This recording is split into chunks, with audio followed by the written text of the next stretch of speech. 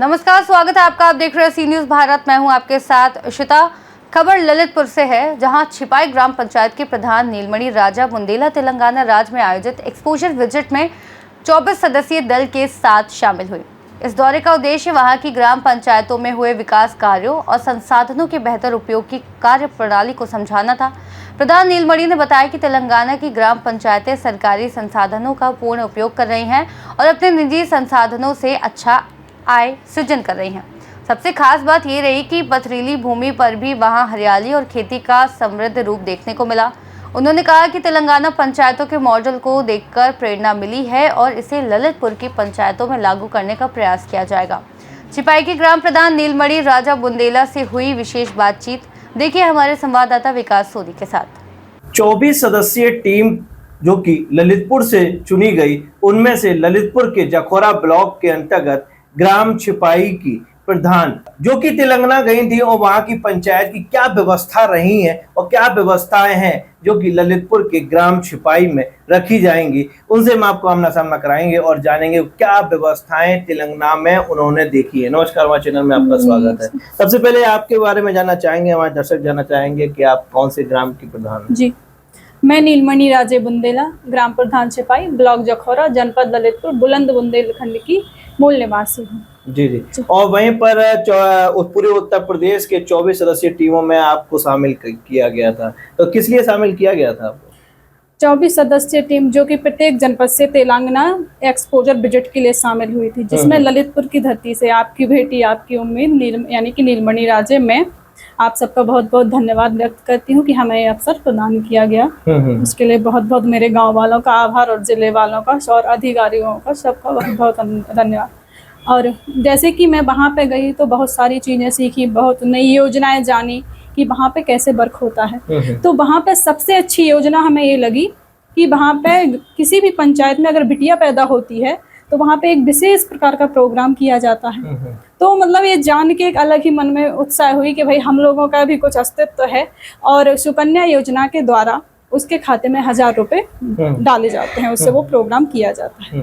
और दूसरी बात कि वहाँ पे जो नालियाँ अपने यहाँ खुली नालियाँ होती हैं, वहाँ पे अंडरग्राउंड है, तो वहाँ की सड़कें एकदम क्लीन रहती हैं, जहाँ से वहाँ के लोगों का जीवन एकदम सरल और स्वच्छ है। वहाँ पे साफ सफाई का विशेष ध्यान दिया जाता है। और वहाँ पे जैसे अपने यहाँ नर्सरी होती है, वहाँ पे प्रत्येक पंचायत में पौधशाला उगाई जाती है। वहाँ खुद के बीज से पौधे उत्पन्न करते हैं वो लोग, फिर जब वो पौधे लगाने लायक हो जाते हैं तो प्रत्येक परिवार को 6 पौधे दिए जाते हैं प्रत्येक वर्ष। तो वो पौधे उन्हीं को, जिन परिवारों को वो पौधे दिए जाते हैं, उन्हीं को उनका रख रखाव करना पड़ता है। तो उस वजह से वहाँ पे हरियाली बहुत अच्छी है, वहाँ का नज़ारा बहुत ही अच्छा है। और वहाँ पे जो टीम वर्क है बहुत अच्छे तरीके से काम किया जाता है। और ये तो सभी को पता है कि अधिकारी और प्रधान को जनता का सहयोग अगर ना मिले तो गांव का विकास पॉसिबल ही नहीं है, लेकिन वहाँ पे विकास बहुत अच्छे से किया जाता है। और मैं तो चाहती हूँ कि सरकार से निवेदन है कि कुछ योजनाएं यहाँ पर भी लागू की जाए। जय हिंद, जय भारत। और वहीं पर सड़क की बात करें तो सड़क कैसी सड़क थी वहाँ, जो कि आपके ग्रामीण क्षेत्रों में भी सड़क जैसे आजकल देखने को मिल रहा है? हमारे ग्रामीण में सड़कें हैं, सड़कें भी अच्छी हैं, लेकिन वहाँ की जो नालियां हैं वो अंडरग्राउंड है। अंडरग्राउंड ऊपर गाँव में भी अंडरग्राउंड है वहाँ? हाँ, जो अपनी शहरों में नहीं है, वो वहाँ पे गाँव में व्यवस्था है। तो वहाँ पे ऐसा नहीं है कि कहीं जल भराव हो या एकदम क्लीन सड़कें, ऐसा देखने को मिला। तो अच्छा, वहीं पर रोजगार की बात करें तो ग्रामीण क्षेत्र में रोजगार का क्या आपको दिखा वहाँ पर? लोगों को बाहर रोजगार के लिए नहीं जाना पड़ता, तो वहाँ पे योजना बहुत अच्छी है।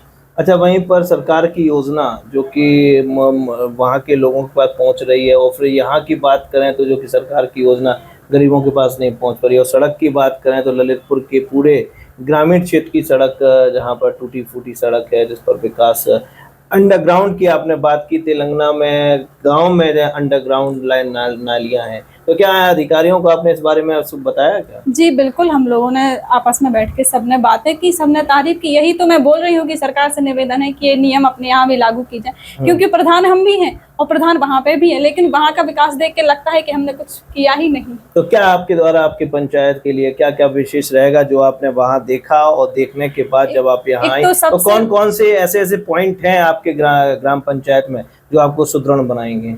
एक तो मैं सबसे पहले ये बिटिया वाला जो प्रोग्राम किया जाता है, मैं खुद महिला हूँ, इसलिए मैं महिलाओं को लेकर ज्यादा वर्क करती हूँ, तो मैं चाहती हूँ कि ये प्रोग्राम तो मैं अपने गांव में भी लागू करूँ। और दूसरा एक वो पौधशाला वाला तो यानी अब आपके गांव में कोई बिटिया अगर पैदा होगी हाँ, तो एक प्रोग्राम उसके नाम पे किया जाएगा कि जब वो बड़ी हुए तो उसको भी लगे कि हाँ, कि हमारे होने पे खुशी मनाई गई। जी जी। और वहीं पर सड़क की बात करें तो कैसी सड़क है आपके गांव की? हमारे गांव में तेलंगाना से आप जोड़ना चाहें तो किस प्रकार उसको जोड़ेंगे? सड़क हमारे गांव में हमारे स्तर से अच्छी है, क्योंकि वर्क हमने किया है, लेकिन जो वहाँ की बात है तो उस टाइप की नहीं है सड़क, क्योंकि हमारे पास तो हाथ बंधे हैं। हमारा गांव छोटी पंचायत, हमारे पास बजट ही उतना नहीं है, जितना आता है उतना हम करते हैं। इसलिए अब वहीं पर रोजगार की बात करें तो ग्रामीण क्षेत्रों में रोजगार के अभाव होने के कारण जहाँ पर चक्री बेरोजगारी जहाँ पर रहती है, एक कमाता है 100 बैठे रहते हैं। बिल्कुल। इसके लिए आपके लिए क्या आपने दिमाग में लगाया कि हम अपने ग्राम पंचायत में ये बेहतर करेंगे रोजगार से?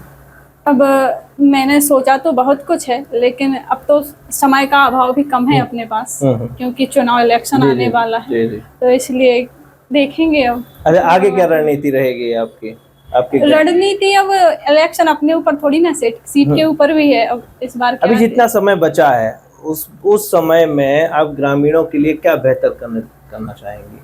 शिक्षा से संबंधित क्या करना चाहेंगे? बिल्कुल, शिक्षा के लिए हमने अपने गांव में एक डिजिटल लाइब्रेरी की व्यवस्था कराई है, जो कि अभी जिसका काम चल रहा है। तो हम चाहते हैं कि हमारे गांव में एक डिजिटल लाइब्रेरी और बच्चे आए, पढ़ें, कंपटीशन का एग्जाम निकालें और अपना नाम रोशन करें। अभी क्या अभी बन रही है लाइब्रेरी? हाँ, अभी हमें सीएम अवार्ड मिला था। अच्छा। जिससे हमने ओपन जिम और लाइब्रेरी, वहीं पे उच्च प्राथमिक विद्यालय भी है, तो एक तीनों एरिया कवर हो गए कि बच्चों के लिए खेलने की व्यवस्था, पढ़ने की व्यवस्था एक ही जगह पे, और वहीं अमृत सरोवर है, तो एक एरिया हमारा एकदम विकास से। बिल्कुल, मैं एजुकेशन पे तो विशेष ध्यान देती ही हूँ, क्योंकि मैं खुद एक यंग यूथ पॉलिटिशियन हूँ, तो मैं चाहती हूँ कि मैं हर एक घर से एक नीलमणि निकले और हर गांव अपने गांव का नाम रोशन करे। तो क्या हर एक नीलमणि राजनीतिक नहीं, वो उसका मत है, वो उसका मत है कि उसको डॉक्टर बनना या राजनीति में जाना। वैसे मत है लोगों का कि राजनीति में लड़कियां कम जाती हैं,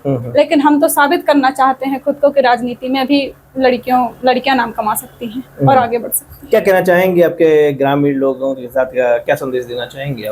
मैं तो यही कहना चाहती हूँ कि बहुत बहुत धन्यवाद, हमें जो ये अवसर प्रदान किया आप लोगों की वजह से हमने पहली उड़ान भरी। हम तो फ्लाइट में भी नहीं गए थे, तो हमें ये भी अवसर प्रदान हुआ, उसके लिए बहुत बहुत धन्यवाद, हम आपके आभारी हैं। थैंक यू, बहुत बहुत धन्यवाद। यह हमारे साथ थी कुमारी नीलमणि जी, जिनसे मैं आपको आमना सामना कराया और जाना कि तेलंगाना ग्राम पंचायत में क्या बेहतर था, और साथ साथ में अपनी ग्राम पंचायत में तेलंगाना के तौर पर क्या नया करेंगी। जैसा कि उन्होंने बताया कि तेलंगाना में अंडरग्राउंड लाइनें अभी भी गाँव में है, क्योंकि ललितपुर में होने की संभावना, जैसा कि इनके द्वारा कहा जा रहा है कि प्रयास किया जाएगा। और भी जगह लेके चलेंगे, इसी तरह हमारे साथ बने रहिए। फिलहाल ललितपुर से विकास सोनी। ललितपुर से सीनियर संवाददाता विकास सोनी की रिपोर्ट। इस खास रिपोर्ट में फिलहाल इतना ही। देश और दुनिया की तमाम बड़ी जानकारियों के लिए देखते रहिए सी न्यूज़ भारत।